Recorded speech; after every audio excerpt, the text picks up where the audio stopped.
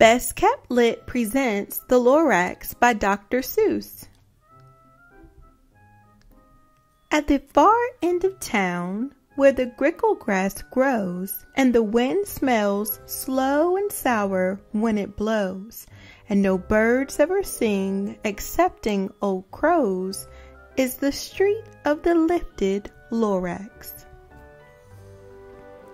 And deep in the grickle grass, some people say, if you look deep enough, you can still see today where the Lorax once stood, just as long as it could, before somebody lifted the Lorax away. What was the Lorax, and why was it there? And why was it lifted and taken somewhere? From the far end of town where the grickle grass grows, the old onceler still lives here. Ask him, he knows. You won't see the onceler. Don't knock at his door. He stays in this lurkum cold under the roof, where he makes his own clothes out of myth-muttered moof. And on special dank midnights in August, he peeks out of the shutters, and sometimes he speaks and tells how the Lorax was lifted away. He'll tell you, perhaps, if you're willing to pay. On the end of a rope, he lets down a tin pail, and you have to toss in 15 cents and a nail, and the shell of a great-great-great-grandfather snail. Then he pulls up the pail, makes a most careful count to see if you paid him the proper amount. Then he hides what you paid him away in his snub, his secret strange hole in his grooveless glove. Then he grunts, I will call you by whisper my phone, for the secrets I tell are for your ears alone.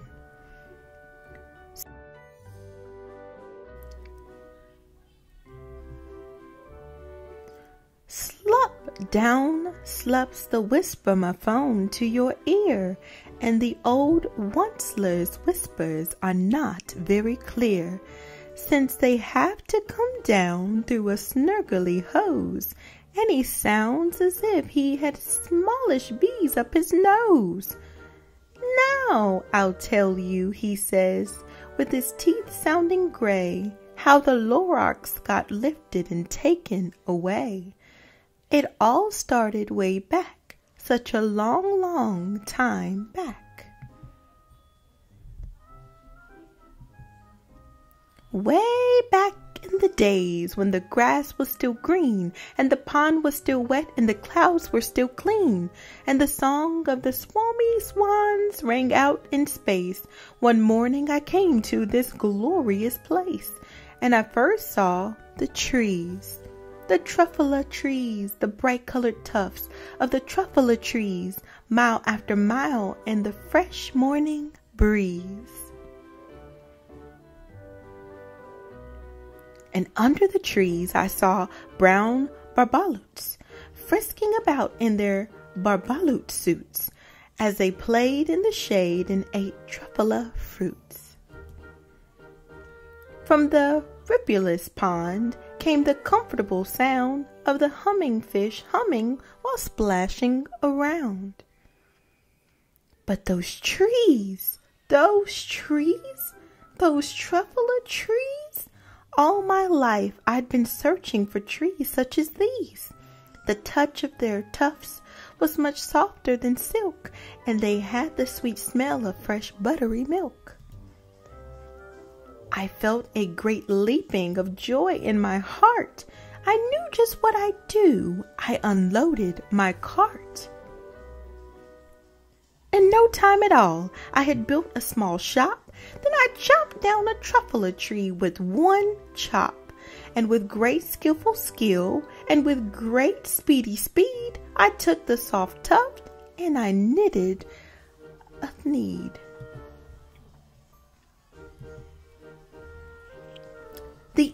instant I finished, I heard a gazump. I looked. I saw something pop out of a stump of the tree I chopped down. It was a sort of a man. Describe him? That's hard. I don't know if I can. He was shortish and oldish and brownish and mossy, and he spoke with a voice that was sharpish and bossy. "Mister," he said with a sawdusty sneeze, "I'm the Lorax. I speak for the trees. I speak for the trees have no tongues. And I'm asking you, sir, at the top of my lungs." He was very upset as he shouted and puffed, "What's that thing you've made out of my truffula tuft?" "Look, Lorax," I said, "there's no cause for alarm. I chopped just one tree. I am doing no harm. I'm being quite useful. This thing is a need. A fine thing that all people need. It's a shirt, it's a sock, it's a glove, it's a hat, but it has other uses, yes, far beyond that. You can use it for carpets, for pillows, for sheets, or curtains, or covers, for bicycle seats." The Lorax said, "Sir, you are crazy with greed. There is no one on earth who would buy that full need." But the very next minute, I proved he was wrong, for just at that minute a chap came along, and he thought that the need I knitted was great. He happily bought it for $3.98. I laughed at the Lorax. "You poor stupid guy, you never can tell what some people will buy." "I repeat," cried the Lorax, "I speak for the trees." "I'm busy," I told him. "Shut up, if you please." I rushed across the room and in no time at all built a radio phone. I put in a quick call. I called all my brothers and uncles and aunts, and I said, "Listen here, here's a wonderful chance for the whole Onceler family to get mighty rich. Get over here fast. Take the road to the North Niche. Turn left at Weehawken, sharp right at South Stitch."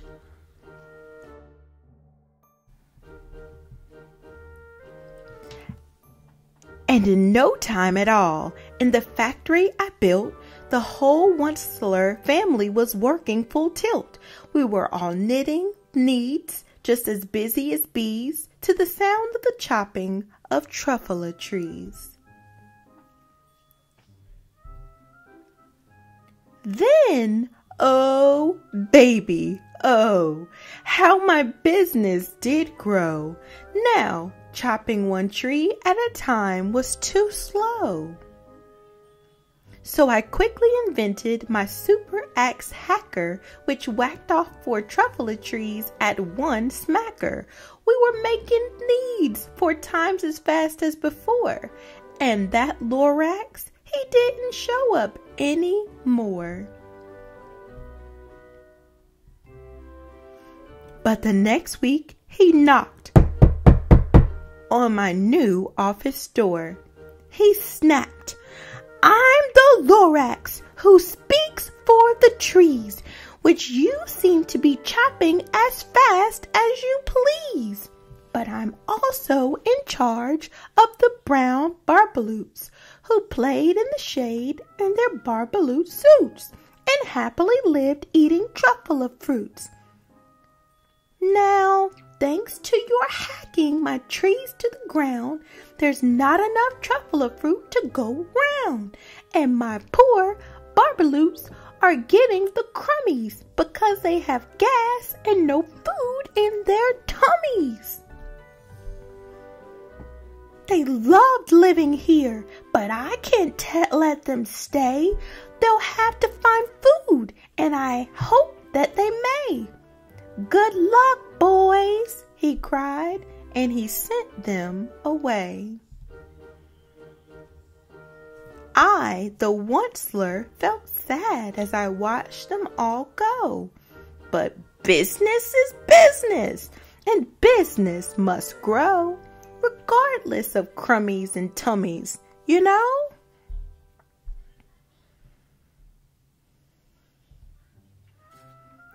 I meant no harm, I most truly did not, but I had to grow bigger, so bigger I got. I biggered my factory, I biggered my roads, I biggered my wagons, I biggered the loads. Of the seeds I shipped out, I was shipping them to the south, to the east, to the west, to the north. I went right on biggering, selling more needs. I biggered my money, which everyone needs. Then again, he came back. I was fixing some pipes when that old nuisance Lorax came back with more gripes. I am the Lorax. He coughed and whiffed. He sneezed and sniffled. He snargled. He sniffed. Onceler, he cried with cruffulous croak. Onceler, you're making such smogulous smoke. My poor swami swans, why they can't sing a note. No one can sing who has smog in his throat.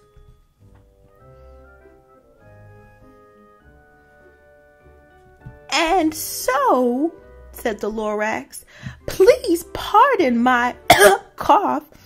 They cannot live here, so I'm sending them off. Where will they go? I don't hopefully know. They may have to fly for a month or a year to escape from the smog you've smogged up around here. What's more, snapped the Lorax, his dander was up, let me say a few words about Gluppity-Glup. Your machinery chugs on day and night without stop, making Gluppity-Glup. Also, Schluppity-Schlup. And what do you with this leftover goo? I'll show you, you dirty old onceler man, you.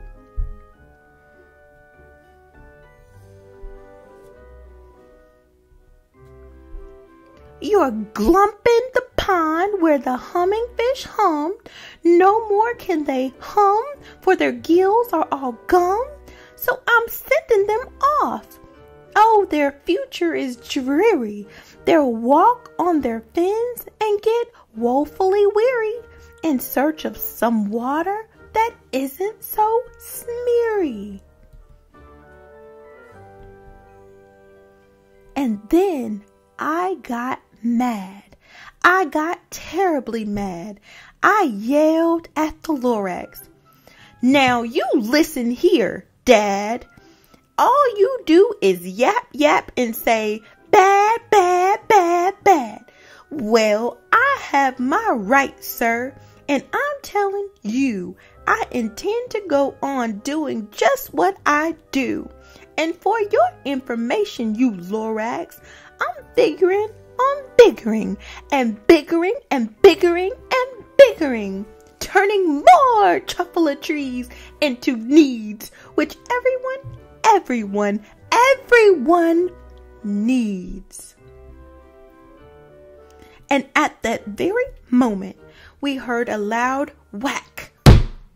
From outside in the fields came a sickening smack of an axe on a tree.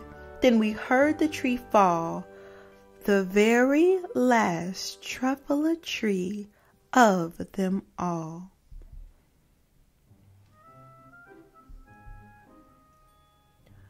No more trees, No more needs? No more work to be done? So in no time, my uncles and aunts, everyone all waved me goodbye. They jumped into my cars and drove away under the smoke-smuggered stars. Now all that was left neath the bad-smelling sky was my big empty factory, the Lorax, and I. The Lorax said nothing, just gave me a glance, just gave me a very sad backward glance, as he lifted himself by the seat of his pants.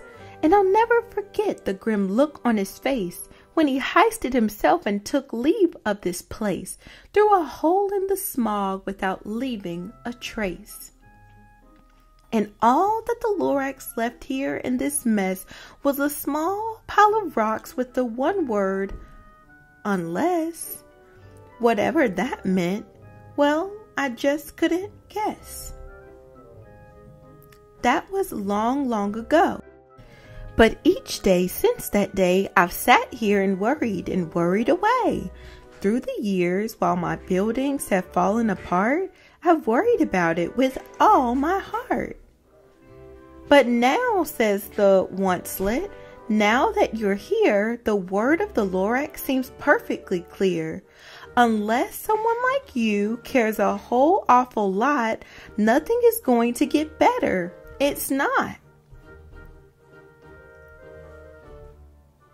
So, catch, calls the once-ler. He lets something fall. It's a truffle seed. It's the last one of all. You're in charge of the last of the truffle seeds. And truffle trees are what everyone needs. Plant a new truffle, treat it with care. Give it clean water and feed it fresh air. Grow a forest, protect it from axes that hack. Then the Lorax and all his friends may come back.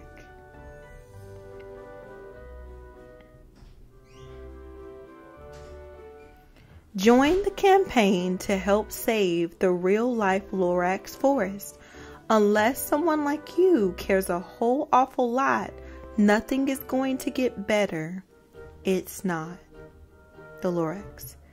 Thanks for tuning in to Best Kept Lit. That was the Lorax by Dr. Seuss. Remember that today is a good day to have a great day. So go be great and remember to be good.